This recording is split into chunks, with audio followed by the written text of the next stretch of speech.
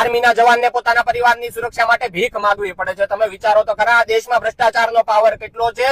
જે વ્યક્તિ દેશની સુરક્ષા માટે સરહદ પર શહીદ થવા તૈયાર થઈ જાય છે, એના પરિવારને ગુજરાતમાં સુરક્ષા નથી મળતી. બનાવ એવો છે કે ભાવનગરના બે સગા ભાઈઓ આર્મીમાં ફરજ બજાવે છે. તેના એક ભાઈને મારવામાં આવે છે. નશાની હાલતમાં તે ઘરે જાય છે તો તેના ઘરે પીછો કરીને જવામાં આવે છે અને આર્મીના જવાનોના મમ્મી પપ્પાને બહેનોને ભરપૂર ગાળો દેવામાં આવે છે, ધમકી આપવામાં આવે છે કે તમને મારી નાખશું, જાઓ તમારે પોલીસ કેસ કરવો હોય તો કરી દો, અમે કોઈનાથી બીતા નથી. આ લોકો પોલીસને બોલાવે છે પણ પોલીસ આવતી નથી ને રાત્રે મા દીકરીને, આર્મીના જવાનની મા દીકરીને લઈને જતા રહે છે અને ત્યાં ફરિયાદ લખવાની ના પાડે છે. મનાવવાના પ્રયાસ કરવામાં આવે છે. આ લોકો જયારે પાકા પાયે ફરિયાદ કરવાની કોશિશ કરે છે તો ફરિયાદ થતી નથી અને છેલ્લે અંતે આ લોકો ઉપર ફરિયાદ થાય છે ને ત્યારબાદ પેલા ઉપર નોર્મલ બેઝિક કલમ લગાડીને ફરિયાદ કરી દેવામાં આવે છે. તમે વિચારો તો ખરા, ગુજરાતમાં કેવી હદે ભ્રષ્ટાચાર ચાલે છે કે આર્મીના જવાનના પરિવારને સુરક્ષા નથી મળતી. ક્યાં ગયા ગુજરાતીઓના જીવ જે પોતે દેશ માટે ગમે એ કરવા તૈયાર થઈ જાય છે ને એના પરિવારને સુરક્ષા નથી આપી શકતા? આપણે આ વિડીયોને ગુજરાતના દરેક નાગરિક સુધી બતાવો ને સોશિયલ મીડિયાનો પાવર બતાવો, કારણ કે અત્યારમાં ભ્રષ્ટાચાર સામે લડવા માટે કોર્ટ કે પોલીસ નહીં પણ સોશિયલ મીડિયા એકમાત્ર એવું પ્લેટફોર્મ રહી ગયું છે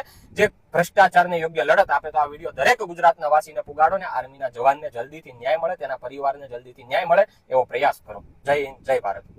થોડા દિવસો પહેલા મારા પરિવાર સાથે જે ઘટના બની છે મારામારીની, એના હસ્તકે મારા પરિવાર સાથે જે અન્યાય થયો છે એના માટે હું ન્યાય માંગવા માંગુ છું. હું અને મારો ભાઈ બંને ઇન્ડિયન આર્મીમાં ફરજ બજાવી છે. સામેવાળો વ્યક્તિ છે જે પોલીસવાળી સાથે ઉચોક બેઠક છે અને એ બુટલેગર છે. એના દ્વારા અમારી ઉપર ગંભીર કલમો દાખલ કરવામાં આવી છે.